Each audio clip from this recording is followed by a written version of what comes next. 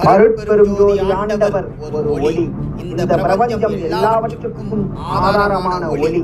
அப்படி இருக்கின்ற அருட்பெரும் ஜோதி ஆண்டவரை நம்மால் ஏன் பார்க்க முடியவில்லை? கொஞ்சம் சிந்தித்து பாருங்கள். டிவி ரிமோட்டில் இருந்து வரும் சிக்னலும் ஒரு ஒளியே. நாம் அலைபேசியில் பேசும் அலைகளும் ஒளியின் வடிவமே. நாம் பயன்படுத்தும் ப்ளூடூத்தும் ஒளிதான். ஏன் வைஃபை கூட ஒளியால் தான் இயங்குகிறது. இவைகளை கூட, இந்த ஒளிகளை கூட ஏன் நம்மால் பார்க்க முடியவில்லை? இவையெல்லாம் நம் கண்ணால் காண முடியாத ஒளிகள். ஆனால் அவை நம் வாழ்வை இயக்குகின்றன, இணைக்கின்றன. அப்படியே எல்லாம் மனித இயற்கையின் உண்மை வடிவனான அருட்பெரும் ஜோதி ஆண்டவரும் கண்காணா ஒளி. ஏன் அந்த இயற்கையின் உண்மை கடவுளை நம்மால் காண முடியவில்லை?